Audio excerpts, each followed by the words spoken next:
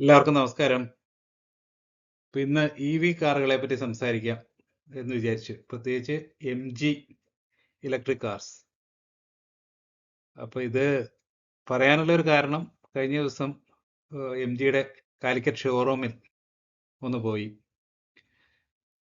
അപ്പൊ പോകാൻ ഉണ്ടായ കാരണം എന്താണെന്ന് വെച്ച് കഴിഞ്ഞാൽ, പുതിയ MGയുടെ EV പിൻസർ ലോഞ്ച് ചെയ്യുന്നതുമായി ബന്ധപ്പെട്ട് അതിന്റെ കുറെ വീഡിയോസ് ഒക്കെ യൂട്യൂബിൽ കണ്ടു. അപ്പൊ അതിൽ പലരും പല കാര്യങ്ങൾ പറഞ്ഞതിൽ ഇതുവരെ ഇല്ലാത്ത തരത്തിലുള്ള കുറെ പ്രോമിസുകളും കുറെ കൺഫ്യൂഷനും ഒക്കെ ഉണ്ടായി. എന്നാൽ നേരിട്ട് പോയി കാര്യങ്ങൾ അന്വേഷിക്കാം എന്നുള്ള ഒരു ചിന്തയിൽ അങ്ങനെ MG ഷോറൂമിൽ പോയി.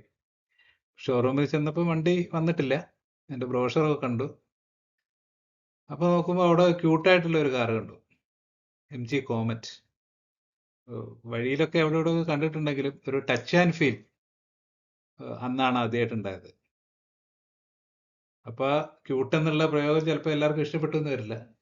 സൗന്ദര്യം, ഭംഗി എന്നുള്ള അർത്ഥത്തിൽ നമ്മൾ ഉപയോഗിക്കുന്ന ഒരു വാക്കാണല്ലോ. അപ്പൊ ഏതൊന്നിനും ഒരു ബാഹ്യ സൗന്ദര്യവും ആന്തര സൗന്ദര്യവും ഉണ്ടല്ലോ ഉള്ളിലുള്ള. അപ്പൊ നമ്മൾ ഓടിക്കുന്ന കാറിന്റെ ഭംഗി നമ്മൾ കാണുന്നില്ല, വേറെ ആരെങ്കിലും ആണല്ലോ കാണുക. അപ്പൊ നമ്മളെ സംബന്ധിച്ച് അതിന്റെ ഒരു ആന്തര സൗന്ദര്യം വളരെ പ്രധാനമാണെന്നാണ് എനിക്ക് തോന്നിയത്. അപ്പോ ഒരു വാഹനത്തെ സംബന്ധിച്ച് പറയുമ്പോൾ അതിന്റെ ഒരു പ്രായോഗികത, ഉള്ളിൽ നമ്മൾ ഇരിക്കുമ്പോൾ നമുക്ക് തരുന്ന ഒരു പ്ലസന്റ് ഫീലിംഗ്, ഇതൊക്കെ എൻ്റെ ഡോറ് തുറന്നുള്ളിൽ കയറിയപ്പോൾ എനിക്ക് തോന്നി. ഇങ്ങനെ ഒരു ടെസ്റ്റ് ഡ്രൈവ് ഒക്കെ എടുത്തു. അപ്പൊ അതിന്റെ വിശേഷങ്ങൾ അടുത്ത ഒരു വീഡിയോയിൽ പറയാം. ഇന്നത്തെ വിഷയം അതല്ല. കാരണം MG ഒരു പുതിയ EV ഫിലോസഫി മുന്നോട്ട് വെച്ചിട്ടുണ്ട്. അപ്പൊ അതിലെ ഫ്രീ ഫ്യൂവൽ പറയുന്നുണ്ട്, ലൈഫ് ടൈം വാറണ്ടി പറയുന്നുണ്ട്, വലിയ ഒരു പ്രൈസ് ഡിസ്കൗണ്ട് വരുന്നുണ്ട്. അപ്പൊ ഇതിനെ സംബന്ധിച്ചൊന്നും ഒരു വ്യക്തമായ കാര്യമൊന്നും ആരും പറഞ്ഞില്ല. അപ്പൊ ഞാൻ അവിടെ പോയി അവിടുത്തെ കൺസൾട്ടന്റുകളുമായിട്ടൊക്കെ സംസാരിച്ചു.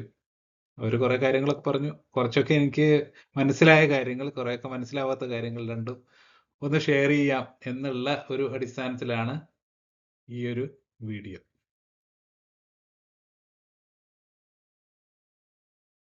ഒരു ന്യൂ EV പോളിസിയാണ് MG മുന്നോട്ട് വെച്ചത്. അപ്പൊ അതില് 4 കാര്യങ്ങളുണ്ട്. ഒന്നാമത്തെ കാര്യം ലൈഫ് ടൈം വാറണ്ടി എന്നുള്ളതാണ്. ഇപ്പൊ ശരിക്കും പറഞ്ഞാൽ ഒരു ലൈഫ് ടൈം വാറണ്ടി ബാറ്ററിക്ക് എല്ലാ EV മാനുഫാക്ചേഴ്സും നമുക്ക് തരേണ്ടതാണ്. കാരണം ഇവരിപ്പോ തരുന്ന ഒരു സ്കീം അനുസരിച്ച് ഒരു മാസം നമ്മളൊരു 1500 കിലോമീറ്റർ ഓടുകയാണെന്ന് വിചാരിക്കുക. അപ്പൊ അങ്ങനെയാണെങ്കിൽ ഒരു വർഷം നമ്മളൊരു 18,000 കിലോമീറ്റർ, ഒരു 10 വർഷം കൊണ്ട് 1,80,000 കിലോമീറ്റർ, 10 വർഷം കൊണ്ട് അത്രയും ആ ഒരു ഇതിലാണ് ഒരു ആവറേജ് യൂസർ, ഒരുപാട് ഓടുന്ന ആളല്ല ഓടുക എന്നുള്ളത്. 10 വർഷം കൊണ്ട് നമ്മൾ അത്രേ ഓടുള്ളൂ ആവറേജ് ആയിട്ടുള്ള ആൾക്കാർ. അപ്പൊ അങ്ങനെ വരുമ്പോൾ തീർച്ചയായിട്ടും ഒരു ലൈഫ് ടൈം വാറണ്ടി ഒക്കെ തരാവുന്നതേ ഉള്ളൂ. കാരണം ഇപ്പോൾ ഉപയോഗിക്കുന്ന ടൈപ്പ് ഓഫ് ബാറ്ററി എന്ന് പറയുന്നത് ഏതാണ്ട് 3000 സൈക്കിൾസ് ചാർജ് ചെയ്യാൻ പറ്റുന്നതാണ് 0 to 100 എന്ന് പറയുമ്പോൾ ഒരു 6 ലക്ഷം കിലോമീറ്റർ പിന്നെ അത് നിലനിൽക്കും. അതിന് കപ്പാസിറ്റി ഉണ്ട് നിൽക്കാൻ, റീചാർജ് ആവാൻ എന്നുള്ളതാണ് എൻ്റെ തിയറി പറയുന്നതെന്നാണ് പല വീഡിയോസൊക്കെ കണ്ടതിൽ നിന്ന് ഞാൻ മനസ്സിലാക്കിയെടുത്തൊരു കാര്യമാണ്. എനിക്ക് അതിൻ്റെ കൂടുതൽ കാര്യങ്ങൾ അറിയില്ല. അപ്പൊ അങ്ങനെയാണെങ്കിൽ തീർച്ചയായും ഇത് തരാവുന്നതേ ഉള്ളൂ. അത് വേറെ ആരും ഇതുവരെ അത് മുന്നോട്ട് വെച്ച് കണ്ടിട്ടില്ല. പിന്നെ MG പറഞ്ഞ സ്ഥിതിക്ക് നീ വേറെ ആരെങ്കിലും തരുമോ, MG ഇത് പിൻവലിക്കുമോ എന്നൊന്നും നമുക്കറിയില്ല.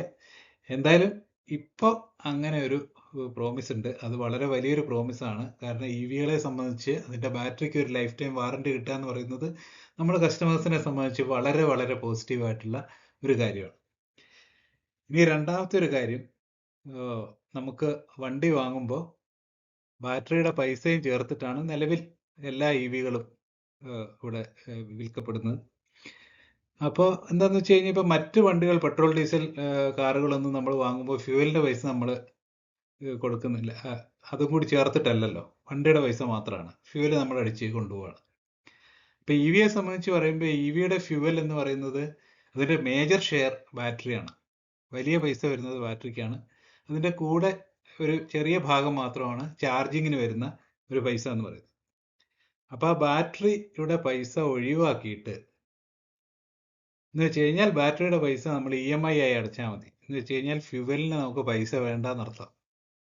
മറ്റേത് നമ്മളൊരു പുതിയ പെട്രോളോ ഡീസലോ കാർ എടുത്തു കഴിഞ്ഞാൽ നമ്മൾ പുറത്ത് കൊണ്ടുവന്ന് ഫ്യൂവൽ അടിച്ചില്ലേ വഴിക്ക് ഓഫായി പോകും. കഴിഞ്ഞ ദിവസം ഞാൻ കണ്ടു, ഒരു വലിയ വണ്ടി ആരോ വാങ്ങിക്കൊണ്ട് പോവാണ്. നമ്മുടെ പുതിയ ഹൈവേ ഒക്കെ പണി തുടങ്ങിയപ്പോൾ സൈഡിലൊന്നും പമ്പൊന്നും കാണാനില്ല. അപ്പോൾ വണ്ടി ഡീസൽ തീർന്ന് ഓഫായിട്ട് സൈഡിലെ മതിൽ ചാടി കിടന്ന് പമ്പിൽ പോയി അവിടുന്ന് വാങ്ങിക്കൊണ്ട് ഒഴിക്കുന്ന ഒക്കെ കണ്ടു. അപ്പോൾ അത്രേ അതിലേ ഉണ്ടാവുള്ളൂ. അപ്പോൾ എന്താന്ന് വെച്ച് കഴിഞ്ഞാൽ അത് മിനിമം, അത് നമ്മുടെ ഒരു റെസ്പോൺസിബിലിറ്റിയാണ് ഫ്യൂവൽ അടിക്കുക എന്നുള്ളത്. അപ്പം ഇവിടെ ആ ഒരു ഫ്യൂവൽ എന്ന് പറയുന്നത് EMI ആയിട്ട് തരികയാണ് നമുക്ക് ആ പ്രൈസ്. അപ്പോൾ അത് വളരെ അതും വളരെ പോസിറ്റീവായിട്ടുള്ള ഒരു കാര്യമാണ്. അപ്പോൾ മൊത്തത്തിൽ വണ്ടിയുടെ വില കുറയുന്നത് അങ്ങനെയാണ് എന്നുള്ളത്. അതാണ് രണ്ടാമത്തെ ആ പോളിസിയിൽ വന്ന രണ്ടാമത്തെ BAS, battery as A service എന്ന് പറയുന്ന ഒരു കാര്യം. മൂന്നാമത്തെ ഒരു കാര്യം, EV വാങ്ങിയ ആളുകളെ സംബന്ധിച്ച് നിലവിൽ അവരുടെ ഒരു ആങ്സൈറ്റി എന്ന് പറയുന്നത് ഇതിൻ്റെ ഒരു റീസെയിലിനെ സംബന്ധിച്ചിട്ടുള്ളതാണ്. അപ്പോൾ ഇത് കൊടുത്താൽ വാങ്ങാൻ ആളില്ല എന്നുള്ള, അപ്പോൾ അതിനൊരു പരിഹാരം എന്നുള്ള രീതിയിലാണ് 3 to 60 എന്ന് പറയുന്ന ഒരു സ്കീം MG പ്രഖ്യാപിച്ചത്. 3 വർഷം കൊണ്ട് 60% വണ്ടിയുടെ വിലയിൽ, കണ്ടീഷൻസ് ഒക്കെ ഉണ്ടാവും എങ്കിലും അങ്ങനെ ഒരു അഷുറൻസ് കമ്പനി പറയുന്നുണ്ട്. അതും നല്ലതാണ്. കാരണം കേരളത്തിൽ പ്രത്യേകിച്ച് ആൾക്കാർ ഇപ്പോൾ ഒരു വണ്ടി വാങ്ങിക്കഴിഞ്ഞാൽ ഒരു 3-5 കൊല്ലം കഴിയുമ്പോൾ അത് മാറ്റി വാങ്ങുക എന്നുള്ള ഒരു രീതി വളരെ വ്യാപകമായി കണ്ടുവരുന്നുണ്ട്. തീർച്ചയായും EVയിലാവുമ്പോൾ പുതിയ പുതിയ ടെക്നോളജിയുള്ള വണ്ടികൾ ധാരാളം വരാനുള്ള ഒരു സാധ്യത ഉണ്ട്. ഒരുപാട് ഡെവലപ്പിംഗ് ഏരിയയാണ്. അതുകൊണ്ട് തന്നെ ഈ ഒരു സ്കീം, ബൈബാക്ക് സ്കീം എന്ന് പറയുന്നത് വളരെ ആകർഷകമായിട്ടുള്ള ഒരു സ്കീമായിട്ട് ആ ഫിലോസഫിയുടെ ഭാഗമായിട്ട് വന്നിട്ടുണ്ട്.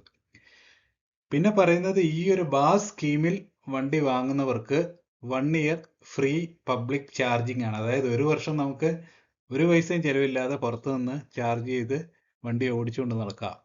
അതിന് റെസ്ട്രിക്ഷൻ ഒന്നും പറഞ്ഞിട്ടില്ല. ഈ 4 കാര്യങ്ങൾ വളരെ നമ്മൾ കൺസ്യൂമേഴ്സിനെ സംബന്ധിച്ച് വളരെ പ്രധാനപ്പെട്ട അട്രാക്റ്റീവായിട്ടുള്ള കാര്യങ്ങളാണ്. അപ്പം അതിനൊപ്പം തന്നെ വരുന്ന ആ ഒരു ഡിസ്കൗണ്ട്, ഇതൊക്കെ നമുക്ക് തീർച്ചയായും ഒരു EVയെ പറ്റി ആലോചിക്കുന്ന ആളുകൾക്ക് നന്നായിരിക്കുമെന്ന് തോന്നുന്നു.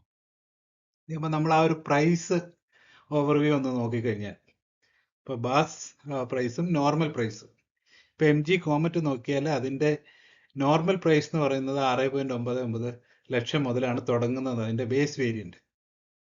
ഇതെല്ലാം എക്സ്ഷോറൂം പ്രൈസാണ്, ഓൺ റോഡ് പ്രൈസ് അല്ല, വ്യത്യാസം ഉണ്ടാവാം.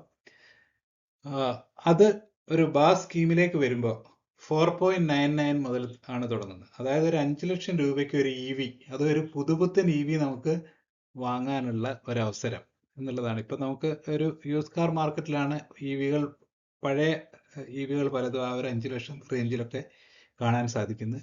ഇത് ഒരു വാറണ്ടിയോട് കൂടിയ, ലൈഫ് ടൈം ബാറ്ററി വാറണ്ടിയോട് കൂടിയുള്ള ഒരു EV 5 ലക്ഷം രൂപയ്ക്ക് വാങ്ങാം എന്ന് പറയുന്നത് വളരെ അട്രാക്റ്റീവാണ്.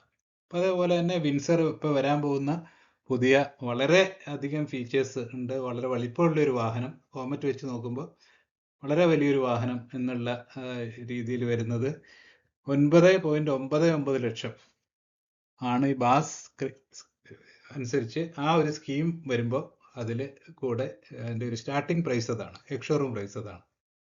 അപ്പോൾ അതല്ലാതെ നമുക്ക് വാങ്ങാം. 13.49 ലക്ഷം മുതലാണ് അതിൻ്റെ എക്സ്ഷോറൂം പ്രൈസ് ആരംഭിക്കുന്നത്.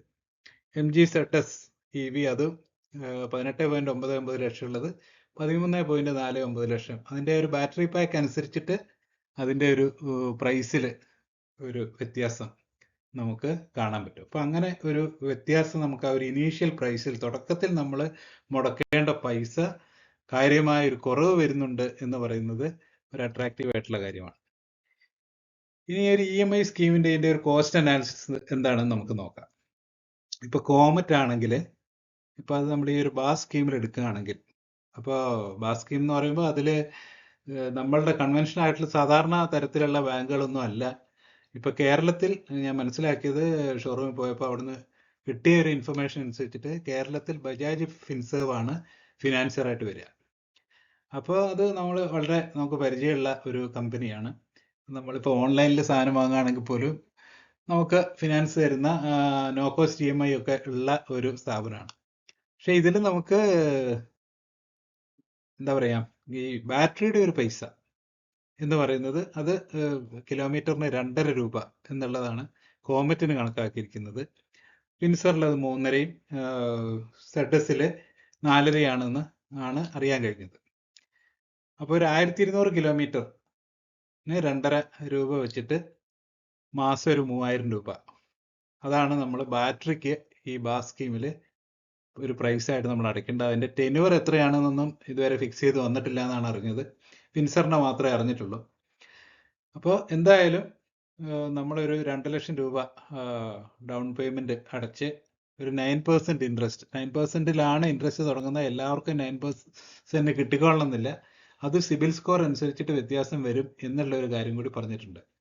അതായത് നല്ല സ്കോർ ഉള്ളവർക്ക് 9% ഇൻട്രസ്റ്റിൽ കാറിൻ്റെ ലോൺ കിട്ടും, അല്ലാത്തവർക്ക് അതിൽ കുറച്ച് വ്യത്യാസമൊക്കെ വരാം. അപ്പോൾ ആ രീതിയിലാണ് അതിൻ്റെ EMI വരിക. അപ്പോൾ ഒരു 2 ലക്ഷം നമ്മൾ ഡൗൺ പേയ്മെൻറ്റ് ഇട്ടിട്ടുണ്ട് എങ്കിൽ ഒരു 6220 രൂപ അപ്രോക്സിമേറ്റ് ഫോർ 5 years. വേരിയേഷൻ ഉണ്ടാവും. ഒരു ഏകദേശം ഒരു കാൽക്കുലേഷന് വേണ്ടിയിട്ട് ഞാൻ ചെയ്തിട്ടു എന്നേ ഉള്ളൂ. ഒരു 5 വർഷത്തേക്ക് ഇത്രയാണ് വണ്ടിക്ക് വരിക, വണ്ടിയുടെ പ്രൈസ്. ബാറ്ററിയുടെ പ്രൈസ് 3000 രൂപ. അപ്പോൾ അത് മിക്കവാറും ഒരു 8 വർഷം അടയ്ക്കേണ്ടി വരുമായിരിക്കും എന്നാണ് എനിക്ക് തോന്നുന്നത്. കാരണം വിൻസറിൻ്റെ കാര്യത്തിൽ 8 വർഷം ഏതാണ്ട്, അതായത് 95 മാസം എന്ന് വെച്ച് കഴിഞ്ഞാൽ ഏതാണ്ട് 8 വർഷമായി എന്നാണ് പറഞ്ഞിരിക്കുന്നത്. എന്തായാലും അങ്ങനെ വരുമ്പോൾ ഒരു 5 വർഷം നമ്മളൊരു 9220 രൂപ ആണ് ഈ ബാസ് സ്കീമിൽ അടയ്ക്കേണ്ടി വരിക. ഇപ്പോൾ ഈ 5 വർഷം കഴിഞ്ഞ് വണ്ടിയുടെ അടവ് തീർന്നാൽ പിന്നെ ബാക്കി 3000 അടച്ചാൽ മതിയായിരിക്കും. ഇനി അല്ലെങ്കിൽ 3000 കൂട്ടി അടയ്ക്കാൻ പറ്റുമോ ഇല്ലേ എന്നുള്ള കാര്യങ്ങളൊക്കെ അതിലൊന്നും ഒരു വ്യക്തത ഇതുവരെ വന്നിട്ടില്ല. ഇനി 1200 കൂടുതൽ നമ്മൾ ഓടുകയാണെങ്കിൽ നമ്മളെങ്ങനെ കൂട്ടി അടയ്ക്കാനുള്ള അങ്ങനെ എന്തെങ്കിലും ഓപ്ഷൻസ് ഉണ്ടോ, ഇതൊക്കെ വ്യക്തമായിക്കൊണ്ടിരിക്കുന്നേ ഉള്ളൂ. ഇതുവരെ അതിലൊന്നും ഒരു ക്ലാരിറ്റി വേണ്ട രീതിയിൽ വന്നിട്ടില്ല. ഇനി നമ്മൾ ബാറ്ററിയോട് കൂടി വാങ്ങുകയാണെങ്കിൽ ഇതേപോലെ നമ്മളൊരു 2 ലക്ഷം രൂപ EMI ഡൗൺ പേയ്മെൻറ്റ് ചെയ്ത് ഈ 9% ഇൻട്രസ്റ്റും കൂടിയാണ് എങ്കിൽ ഈ ബേസ് മോഡലിന് നമ്മൾ 5 കൊല്ലത്തേക്ക് അടയ്ക്കേണ്ടി വരുന്ന തുക ഏകദേശം 12,094 രൂപയാണ്. അത് രണ്ടും നോക്കുമ്പോൾ നമുക്ക് അതിലൊരു വ്യത്യാസം കാണാൻ സാധിക്കും. കാരണം അതിലുള്ള ഒരു ശ്രദ്ധിക്കേണ്ട ഒരു കാര്യം എന്താണെന്ന് വെച്ച് കഴിഞ്ഞാൽ ഈ ബാറ്ററിയുടെ EMIക്ക് ഇൻട്രസ്റ്റ് ഇല്ല എന്നുള്ളതാണ്. ഇൻട്രസ്റ്റ് ഫ്രീ ആണ്. ഇനി നമ്മൾ വിൻസറിന്റെ കാര്യം നോക്കുകയാണെങ്കിൽ ഇതേപോലെ അതിൽ ഒരു 1500 കിലോമീറ്റർ സീലിംഗ് ആണ് പറഞ്ഞിരിക്കുന്നത്. 3.5 രൂപയാണ് പെർ കിലോമീറ്റർ റണ്ണിങ് കോസ്റ്റായിട്ട് ബാറ്ററിക്ക് വേണ്ടിയിട്ട് ഈടാക്കുന്നത്. എന്ന് പറയുമ്പോൾ ഒരു മാസം 5250 രൂപ നമ്മൾ അടയ്ക്കണം ഫോർ 8 years. നേരത്തെ പറഞ്ഞ 95 മാസം എന്നുള്ള ഒരു ടെന്യൂർ അതിന് കൃത്യമായിട്ട് വന്നിട്ടുണ്ട് എന്നാണ് അറിഞ്ഞത്. ചിലപ്പോൾ എന്തെങ്കിലും വേരിയേഷൻസ് കുറച്ച് ഉണ്ടാവുമായിരിക്കും. എന്തായാലും അങ്ങനെ നോക്കുമ്പോൾ ഏതാണ്ട് ഒരു 5 ലക്ഷം രൂപയാണ് ബാറ്ററിക്ക് നമ്മൾ അടയ്ക്കേണ്ടി വരിക. അപ്പോൾ ആ ഒരു പൈസ ആയിരിക്കും നമുക്ക് ആ ഒരു ഇനീഷ്യൽ എമൗണ്ടിൽ നിന്ന് അത്രയും കുറയുമെന്ന് എനിക്ക് അറിഞ്ഞൂടാ. ഇനി കാറിൻ്റെ EMI നമ്മളൊരു 3 ലക്ഷം ഡൗൺ പേയ്മെൻറ്റ് ഇട്ട് കഴിഞ്ഞ് ഒരു 9% ഇൻട്രസ്റ്റും കൂടി ആണെങ്കിൽ 14,321 രൂപ ആണ് ആ കാറിൻ്റെ മാത്രം EMI വരിക. പ്ലസ് 5,250 കൂടി വരുമ്പോൾ ഒരു 19,000 രൂപ നമ്മൾ മന്ത്ലി EMI ആയിട്ട് വരും. അതേസമയം നമ്മൾ നോർമൽ വിത്ത് ബാറ്ററി ആണെങ്കിൽ ഇതേപോലെ 3 ലക്ഷം ഡൗൺ പേയ്മെൻറ്റും 9% ഇൻട്രസ്റ്റും ചേർന്നിട്ട് ഒരു 24,659 രൂപ. ഇതൊന്നും എക്സാക്റ്റ് അല്ല, കുറച്ചൊക്കെ ഏറ്റക്കുറച്ചിലൊക്കെ ഉണ്ടാവും.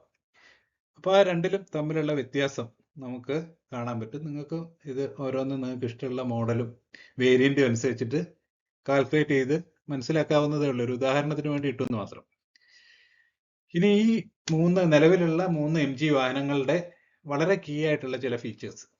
അപ്പോൾ അതിലെനിക്ക് ഏറ്റവും ഇഷ്ടപ്പെട്ട ഒരു ഫീച്ചർ, അല്ലെങ്കിൽ MG വേണ്ട രീതിയിൽ പിന്നെ എന്താ പറയുക മാർക്കറ്റ് ചെയ്യാത്തൊരു ഫീച്ചർ എന്ന് പറയുന്നത് ഞാൻ ഈ കോമറ്റിൽ കണ്ടത് സ്മാർട്ട് കീ ആണ്. Digital key. അതായത് കീ നമുക്ക് ഷെയർ ചെയ്യാം എന്നുള്ളതാണ്. നമ്മൾ എവിടെയെങ്കിലും ഒന്ന് വണ്ടി പാർക്ക് ചെയ്തിട്ട് അത്യാവശ്യത്തിന് നമ്മൾ എവിടെയെങ്കിലും പോയി കുറച്ച് ദൂരെയായി, അപ്പോൾ വണ്ടി അവിടെ നിന്ന് മാറ്റിയിടണം, അല്ലെങ്കിൽ അവിടെ നിന്ന് എടുത്ത് വീട്ടിൽ കൊണ്ടുപോകണം. അപ്പോൾ നമുക്ക് ഒരാൾക്ക് ഫോൺ വഴി നമുക്ക് കീ ഷെയർ ചെയ്ത് കൊടുക്കാൻ പറ്റും എന്നുള്ളത് വളരെ അട്രാക്റ്റീവ് ആയിട്ടുള്ള ഒരു ഫീച്ചറാണ്. പലപ്പോഴും എനിക്ക് തന്നെ പലപ്പോഴും ഉണ്ടായിട്ടുണ്ട്. ഇതേപോലെ എവിടെയെങ്കിലും നമ്മൾ വണ്ടി പാർക്ക് ചെയ്തിട്ട് പോയിട്ടുണ്ടാവും, ഉദ്ദേശിച്ച സമയത്ത് എത്താൻ കഴിയില്ല. ഇപ്പോൾ ചില സ്ഥലങ്ങളിൽ ലോക്ക് ചെയ്ത് പോകുന്ന സ്ഥലങ്ങളൊക്കെ ആണെങ്കിൽ ബുദ്ധിമുട്ടുണ്ടാവുകയും നമ്മൾ പകരം ചിലപ്പോൾ എടുത്തുകൊണ്ട് വരാൻ അന്നേരം അല്ലെങ്കിൽ കീ ഏൽപ്പിക്കാൻ നമുക്ക് വേറെ ആരും പോകുന്ന സമയത്ത് ഉണ്ടായില്ല എന്നൊക്കെ വരാം. അപ്പം അങ്ങനെയൊക്കെയുള്ള സമയത്ത് അല്ലെങ്കിൽ നമ്മൾ എയർപോർട്ടിലേക്ക് പോകുമ്പോൾ പെട്ടെന്ന് പോകുമ്പോൾ നമുക്ക് വണ്ടി എടുത്ത് പോവാം. ആർക്കെങ്കിലും നമുക്ക് വേണ്ടപ്പെട്ട ഒരാൾക്ക് കീ ഷെയർ ചെയ്ത് കൊടുത്തിട്ട് അവർക്ക് തിരിച്ച് എടുത്തു കൊണ്ടുവരാം. ഇങ്ങനെയൊക്കെയുള്ളൊരു സൗകര്യം സംവിധാനമൊക്കെ ഉണ്ട്. പിന്നെ കോമറ്റിലേക്ക് നോക്കുമ്പോൾ ഞാൻ നേരത്തെ പറഞ്ഞില്ല, അതിൻ്റെ ഉള്ളിലേക്ക് കയറുമ്പോൾ വളരെ ഒരു പ്ലസന്റ് ആയിട്ടുള്ള ഫീലിംഗ് ആണ്. കാരണം വളരെ ലൈറ്റ് ആയിട്ടുള്ള വൈറ്റ് ആയിട്ടുള്ള കാര്യങ്ങൾ. അപ്പോൾ പല ആൾക്കാരും കമന്റ് പറഞ്ഞ് ഞാൻ കണ്ടു, വൈറ്റ് ആണ് വേഗം അഴുക്കായി പോകുന്നത്. ഞാൻ വിചാരിച്ചു, ഇപ്പോൾ വളരെ വില കൂടിയ കാറുകളിലൊക്കെ വളരെ വൈറ്റ് ഇന്റീരിയേഴ്സ് ആണെങ്കിൽ വളരെ മനോഹരം എന്ന് ആൾക്കാർ പറയും. അപ്പോൾ ചെറിയ വാഹനങ്ങളാകുമ്പോൾ സാധാരണക്കാരെ അത് അഴുക്കാക്കുന്ന ആൾക്കാരാണ് എന്നുള്ള ഒരു തരത്തിലുള്ള ഒരു പ്രയോഗം പോലെ എനിക്കത് തോന്നി. ഇപ്പം സാധാരണ ആളുകൾക്കും നല്ല പ്ലസന്റ് ആയിട്ടുള്ള ഇന്റീരിയേഴ്സ് ഉള്ള വണ്ടികൾ ഉപയോഗിക്കാമല്ലോ. ഇനി അല്ലെങ്കിൽ ഇന്റീരിയർ ക്ലീനേഴ്സിന് നമുക്കൊരു ജോബ് കൊടുക്കാമല്ലോ. അപ്പോൾ ആ രീതിയിൽ ചിന്തിക്കാൻ പറ്റുമെന്ന് എനിക്ക് തോന്നി. പിന്നെ അതിലൊക്കെ ഈ 3 വാഹനങ്ങളിലുള്ള ഡിജിറ്റൽ ഡിസ്പ്ലേ വളരെ വളരെ ഗംഭീരമാണെന്ന് തന്നെ പറയേണ്ടിയിരിക്കുന്നു. അപ്പോൾ അത് വിൻസറിൽ വളരെ വലുതാണ്, ഏതാണ്ട് ഒരു നമ്മുടെ ഒരു ലാപ്ടോപ്പിന്റെ വലുപ്പത്തിലുള്ള ഒന്നാണ്. സുഖമായിട്ട് പുറകിലുള്ള ആളുകൾക്കും പ്രോഗ്രാംസ് ഒക്കെ വാച്ച് ചെയ്ത് അങ്ങനെ പോകാൻ പറ്റും. അപ്പോൾ അതിൽ ആ ഒരു ചെറിയ വണ്ടിയിൽ പോലും electronic parking brake, auto hold തുടങ്ങിയ കാര്യങ്ങളൊക്കെ, ഫെസിലിറ്റീസ് ഒക്കെ വളരെ നല്ല LED ലൈറ്റ്, ഇങ്ങനെയൊക്കെയുള്ള ഫീച്ചേഴ്സ് എല്ലാം പിന്നെ അതിൻ്റെ ടോപ്പ് വേരിയന്റിലുണ്ട്. ഏറ്റവും ബേസിലല്ല, ടോപ്പ് വേരിയന്റിൽ അത്രയും 2 air bag, ABS, EBD, ESP അങ്ങനെയൊക്കെ പറഞ്ഞിട്ട് ഉള്ള എല്ലാത്തരം ഫീച്ചേഴ്സും ഉണ്ട്. നല്ല ബിൽഡ് ക്വാളിറ്റി അതിനുണ്ട്. വിൻസർ ഞാൻ കണ്ടിട്ടില്ല, അത് വന്നു കഴിഞ്ഞാലേ അറിയുള്ളൂ. എങ്കിലും അതിൻ്റെ റിവ്യൂസ് ഒക്കെ കണ്ടത്, വീഡിയോസ് ഒക്കെ കണ്ടതിലൊക്കെ എല്ലാവരും ആ ഒരു കാര്യത്തിലൊന്നും ഒരു മോശം അഭിപ്രായവും പറഞ്ഞിട്ടില്ല. പിന്നെ എനിക്ക് തോന്നി ഇതിനൊക്കെ അഡീഷണൽ ആയിട്ട് ഇപ്പോൾ ഇത് ഒരു പാപ്പരായി പോയ കമ്പനിയാണ്, അതുകൊണ്ട് ഒരു ചൈനീസ് കമ്പനി ഏറ്റെടുത്തു എന്നൊക്കെയും പലരും പറഞ്ഞു കേട്ടു. ഒരു കണക്കിൽ അത് നന്നായി എന്ന് എനിക്ക് തോന്നി. കാരണം ചൈനയിൽ കുറെ കാലമായിട്ട് EVകൾ തലങ്ങും വിലങ്ങും പല തരത്തിലുള്ള പല സൈസിലുള്ള വണ്ടികൾ ധാരാളമായിട്ട് ഓടുന്നുണ്ട്. അപ്പം അതുകൊണ്ട് തന്നെ ഈ ഒരു ഇതിന് ഉണ്ടാവുന്ന സോഫ്റ്റ്വെയർ സംബന്ധമായിട്ടുള്ള ഇഷ്യൂസൊക്കെ വളരെ പെട്ടെന്ന് ഇവർക്ക് സോർട്ട് ഔട്ട് ചെയ്യാൻ കഴിയും എന്ന് എനിക്ക് തോന്നിയ ഒരു കാര്യം ഞാൻ ഷെയർ ചെയ്തതാണ്. പിന്നെ അതുപോലെ തന്നെ ഇപ്പോൾ കോമറ്റിൻ്റെ ഒക്കെ ഒരുപാട് റിവ്യൂ കണ്ടതിൽ ആരും അങ്ങനെ ഒരു ബാറ്ററി സംബന്ധമായിട്ടൊരു ഇഷ്യൂ അല്ലെങ്കിൽ റേഞ്ച് സംബന്ധമായിട്ട് ഇഷ്യൂ അങ്ങനെയൊന്നും പറഞ്ഞു കണ്ടില്ല. 200 ആണ് റേഞ്ച് പറയുന്നത്. 200 കൂടുതൽ കിട്ടിയ ആൾക്കാരുണ്ടെന്ന് പറയുന്നു. എന്തായാലും ഒരു 180 ഒക്കെ കിട്ടുന്ന ധാരാളം ആളുകളുണ്ട്. ഇപ്പോൾ കേരളത്തിലെ തന്നെ വളരെ സിദ്ധരായ 2 യൂട്യൂബേഴ്സ് ഉണ്ട്, അവർ 2 ആൾ ഇത് ഉപയോഗിക്കുന്നുണ്ട്. അപ്പോൾ അതിനെപ്പറ്റിയൊക്കെ വളരെ നല്ല അഭിപ്രായം അവർ പറയുന്നത് കേട്ടു. പിന്നെ റേഞ്ച് എന്ന് പറയുന്നത് നമ്മൾ സാധാരണ പെട്രോൾ ഡീസൽ കാറുകൾ ഉപയോഗിക്കുന്ന പോലെ തന്നെയാണ്. നമ്മൾ എങ്ങനെ ഓടിക്കുന്നു എന്നുള്ളത് വളരെ പ്രധാനമാണ്. നല്ല രീതിയിൽ ഓടിച്ചാൽ കൂടുതൽ റേഞ്ച് കിട്ടും എന്ന് പറയുന്നു. എന്തായാലും ഫീച്ചേഴ്സിൻ്റെ കാര്യത്തിൽ ഒരു ക്ഷാമവും ഇല്ല, ഇഷ്ടം പോലെ ഫീച്ചേഴ്സ് ഉണ്ട്. ഇപ്പം നമുക്ക് ഏത് ഫീച്ചർ വേണം, ഏതൊക്കെയാണ് നമുക്ക് ഓരോരുത്തർക്കും ഇഷ്ടപ്പെടുക അല്ലെങ്കിൽ വേണ്ടി വരിക എന്നുള്ളത് അവനവൻ പോയി വണ്ടി നോക്കി അതിൻ്റെ വേരിയൻ്റ് നോക്കി വേണ്ടത് നോക്കി സെലക്ട് ചെയ്താൽ തന്നെ മനസ്സിലാവുള്ളൂ. ഇനി ഒരു EVയും സാധാരണ ഒരു ഡീസൽ പെട്രോൾ കാറും തമ്മിലുള്ള റണ്ണിങ് കോസ്റ്റിന്റെ ഒരു കമ്പാരിസൺ നമ്മൾ ചെയ്ത് നോക്കിയാൽ ഒരു അപ്രോക്സിമേറ്റ് എമൗണ്ട് വെച്ച് ഞാൻ ഇട്ടതാണ്. ഇപ്പോൾ ഒരു പെട്രോൾ കാർ ആണെങ്കിൽ ഒരു ആവറേജ് 12 കിലോമീറ്റർ കിട്ടിയാൽ ഒരു 1500 കിലോമീറ്റർ എടുക്കാൻ കാരണം വിൻസറിന് അവരൊരു മാസത്തേക്ക് കൊടുത്തിരിക്കുന്ന ഒരു സ്ലോട്ട് അതാണ് 1500 കിലോമീറ്റർ. അപ്പം നമുക്ക് ഏതാണ്ട് ഒരു 13,250 രൂപയുടെ പെട്രോൾ വേണ്ടി വരും ഒരു 1500 കിലോമീറ്റർ ഓടാൻ. ഡീസലിനാണെങ്കിൽ ഒരു ആവറേജ് 15 കിട്ടുകയാണെങ്കിൽ ഒരു 9,400 രൂപ വേണ്ടി വരും. EVയിലാണെങ്കിൽ ഒരു ആവറേജ് 250 റേഞ്ച് കിട്ടുകയാണെങ്കിൽ ഒരു 6 സൈക്കിൾ ചാർജിങ്ങിന് 300 രൂപ വെച്ചിട്ട് ഒരു 1,800 രൂപ. അല്ല, ഫിഗേഴ്സൊക്കെ ഏതാണ്ട് അപ്രോക്സിമേറ്റ് ആണ്. ഫ്യൂവൽ കോസ്റ്റ് എക്സാക്റ്റ് ഡിജിറ്റ് എടുത്തിട്ടില്ല, ഫ്രാക്ഷൻസ് ഒന്നും എടുത്തിട്ടില്ല. ഏകദേശം നമ്മൾ കേരളത്തിൽ ഉള്ള ഒരു പ്രൈസ് എന്നുള്ള രീതിയിലാണ്. പിന്നെ EVയെ സംബന്ധിച്ച് പറയുമ്പോൾ വീട്ടിൽ സോളാറൊക്കെ ഉള്ള ആൾക്കാരാണ്, വീട്ടിൽ നിന്ന് ചാർജ് ചെയ്യാൻ പറ്റുന്ന ആൾക്കാരാണെങ്കിൽ ഫ്രീ ഓഫ് കോസ്റ്റ് കൊണ്ട് നടക്കാം. ഇനിയിപ്പോൾ MGയിൽ തന്നെ അവർ പറയുന്നത് ബാസ് സ്കീമിൽ വാഹനം എടുക്കുന്ന ആളുകൾക്ക് 1 വർഷം കംപ്ലീറ്റ്ലി പബ്ലിക് ചാർജിങ് ഫ്രീ ആണെന്ന്. ഇതൊക്കെ ഒരു പ്രത്യേകിച്ച് EV വാങ്ങാൻ ആഗ്രഹിക്കുന്ന ആളുകൾക്ക് വളരെയധികം അവരെ പ്രൊമോട്ട് ചെയ്യുന്ന, അട്രാക്ട് ചെയ്യുന്ന, അല്ലെങ്കിൽ MGയുടെ ഒരു മാർക്കറ്റ് ഇൻക്രീസ് ചെയ്യാൻ സഹായിക്കുന്ന കാര്യങ്ങളാണ്. അപ്പം എന്തായാലും ഷോറൂമിലൊക്കെ പോവുക, എന്നിട്ട് നമുക്ക് ഇഷ്ടപ്പെട്ട വാഹനങ്ങൾ നോക്കുക, അത് ടെസ്റ്റ് ഡ്രൈവ് എടുത്ത് നോക്കുക, പലതവണ ടെസ്റ്റ് ഡ്രൈവ് എടുത്ത് നോക്കുക. അപ്പം അതിൻ്റെയൊക്കെ നമ്മളുടെ ആവശ്യം എന്താണ് എന്നുള്ളതനുസരിച്ചിട്ട്, ഇപ്പോൾ യൂട്യൂബിലൊക്കെ പല ആൾക്കാർ വീഡിയോ ഇടും. ഇപ്പോൾ പുതിയ വണ്ടി വരുമ്പോൾ എല്ലാവരും പ്രഗത്ഭരായിട്ടുള്ള ആൾക്കാരൊക്കെ പോകും, അതിനെ ഒരു സൂപ്പർ ഹൈവേയിലൊക്കെ ഓടിച്ചിട്ട് അതിൻ്റെ കുറേ കമൻറ്റ് കാര്യങ്ങളൊക്കെ പറയും. 0 to 60 ഇത്ര, 0 to 100 ഇത്ര. അപ്പോൾ അതിനേക്കാൾ കൂടുതൽ നമുക്ക് ആവശ്യം ഒരു 60 കിലോമീറ്ററിൽ പോകുമ്പോൾ നമ്മൾ ബ്രേക്ക് ചെയ്താൽ എത്ര വേഗം ഇത് നിൽക്കും, അതിന് എന്ത് ഇമ്പാക്റ്റ് ഉണ്ടാവും എന്നൊക്കെ ഉള്ളതാണ്. അപ്പം അങ്ങനെയുള്ള നമുക്ക് വേണ്ട കാര്യങ്ങൾ എന്തൊക്കെയാണുള്ളതെന്ന് നമ്മൾ പോയി കണ്ടുപിടിക്കുക. അപ്പോൾ ഷോറൂമിൽ പോവുക, ടെസ്റ്റ് ഡ്രൈവ് എടുക്കുക, നോക്കുക. അപ്പോൾ അടുത്തൊരു വീഡിയോ എന്തായാലും കോമറ്റിൻ്റെ ഒരു ടെസ്റ്റ് ഡ്രൈവ് എടുത്ത് എനിക്ക് വളരെ ഇഷ്ടപ്പെട്ടു. അപ്പോൾ അതിൻ്റെ ഒരു വീഡിയോ തുടർന്ന് വരുന്നുണ്ട്. അപ്പോൾ ഇത് കണ്ട എല്ലാവർക്കും നന്ദി, നമസ്കാരം.